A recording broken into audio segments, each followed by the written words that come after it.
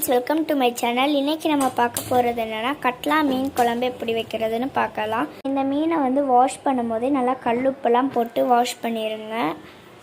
அப்போ தான் ஸ்மெல் வராது. அதுக்கப்புறம் நீங்கள் மஞ்சள் உப்பு போட்டு விரசி வச்சுருங்க. தேவையான பொருள் இப்போ பார்த்துடலாம். இப்போ நம்ம தாளிக்கிறதுக்கு என்னென்னு பார்த்துடலாம். கொஞ்சம் கடுகு, கருவேப்பிலை, வெந்தயம் எடுத்திருக்கேன். சின்ன வெங்காயத்தை பொடியாக நறுக்கி வச்சுருக்கோம். 2 பச்சை மிளகா, 3 டேபிள் ஸ்பூன் குழம்பு மிளகாய்த்தூள். உங்கள்கிட்ட மிளகாய்த்தூள் இல்லைன்னா தனியாத்தூளும் அப்புறம் வத்தல் தூளும் தனியாக அரைச்சி வச்சுருந்து அதை போட்டுக்கலாம். அடுத்து 2 தக்காளியை பேஸ்ட் பண்ணி வச்சுருக்கோம். நெக்ஸ்ட்டு ஒரு லெமன் சைஸ் புளி எடுத்து கரைச்சி வச்சுருக்கேன். வைக்கிறதுக்கு 2 டேபிள் ஸ்பூன் எண்ணெய் ஊற்றிக்கலாம். எண்ணெய் காஞ்ச உடனே கடுகு, வெந்தயம், கருவேப்பிலை போட்டுக்கலாம். வெந்தயம் கறியை விட்டுறாமல் பார்த்துக்கோங்க. வச்சுருந்த வெங்காயத்தை போட்டுக்கலாம். போட்டு வதக்கி விட்டுருங்க.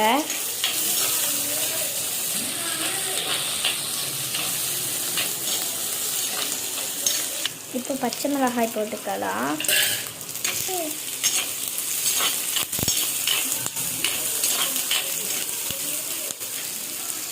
வெங்காயம் சீக்கிரம் வதங்கணும்னா கொஞ்சோண்டு தூள் உப்பு போட்டுக்கோங்க.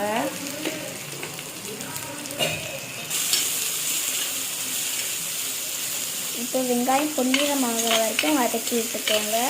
பார்த்தீங்களா ஃப்ரெண்ட்ஸ், நல்லா பொன்னிறமாக வெங்காயம் நல்லா வதங்கியிருக்கு. நெக்ஸ்ட்டு நம்ம அரைச்சி வச்சுருக்க தக்காளி பேஸ்ட்டை போட்டுடலாம். நல்லா மிக்ஸ் பண்ணி விட்டுக்கோங்க. தக்காளியோட பச்சை ஸ்மெல் போடுறதுக்காக இன்னும் நல்லா மிக்ஸ் பண்ணி விட்டுடலாம். இப்போ பார்த்தீங்கன்னா ஃப்ரெண்ட்ஸ், தக்காளியோட பச்சை ஸ்மெல் போயிடுச்சு. இப்போது நம்ம குழம்பு மிளகாய் தூளை இதில் போட்டுடலாம். இப்போ நல்லா மிக்ஸ் பண்ணி விட்டுக்கோங்க. இன்னும் மசாலாவை கறியை விட்டுறாமல் உடனே புளி தண்ணியை ஊற்றிடுங்க.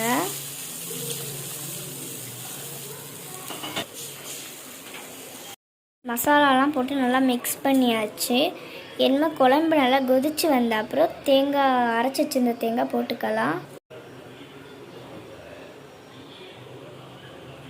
இப்போ பாருங்கள் ஃப்ரெண்ட்ஸ், குழம்பு நல்லா கொதிச்சிருச்சு. இப்போ நம்ம அரைச்சி வச்சுருக்க தேங்காவை ஊற்றிடலாம். ஊற்றிட்டு நல்லா மிக்ஸ் பண்ணிவிட்டு நம்ம குழம்ப மூடி விட்டுறலாம். தேங்காய் ஊற்றும் போதே உங்களுக்கு தேவைக்கேற்ற தண்ணி கொஞ்சம் ஊற்றிக்கோங்க.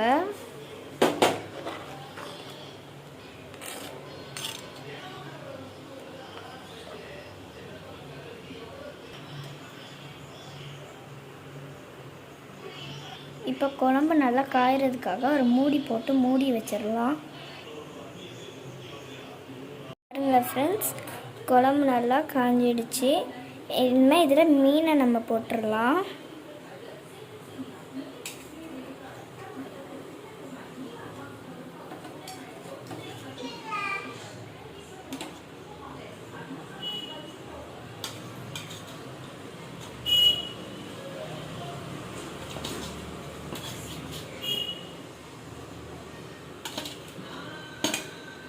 இப்போ நம்ம தேவைக்கேற்ற உப்பு போட்டுக்கலாம்.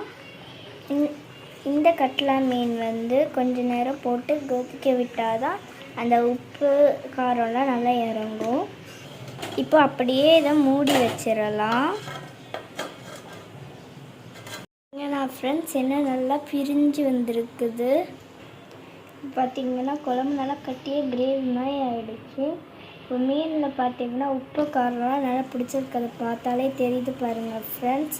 ரொம்ப கிண்டினீங்கன்னா மீன் உடஞ்சிரும். அதனால் ரொம்ப லைட்டாகவே கிண்டிக்கோங்க.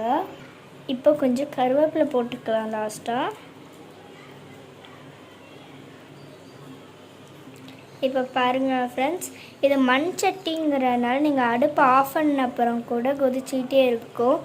அதனால் நீங்கள் அடுப்பை ஆஃப் பண்ணிட்டு அப்படியே மூடி வச்சுருங்க. இந்த வீடியோ உங்களுக்கு பிடிச்சிருந்தா நீங்களும் வீட்டில் இதே மாதிரி ட்ரை பண்ணி பாருங்கள். ட்ரை பண்ணிவிட்டு கமெண்ட் பண்ணுங்கள்.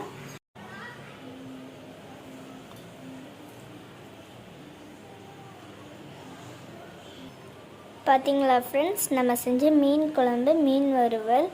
இது உங்களுக்கு பிடிச்சிருந்தா நீங்களும் செஞ்சு பாருங்கள். ஓகே ஃப்ரெண்ட்ஸ், இதோட நெக்ஸ்ட் வீடியோவில் பார்க்கலாம். பாய்.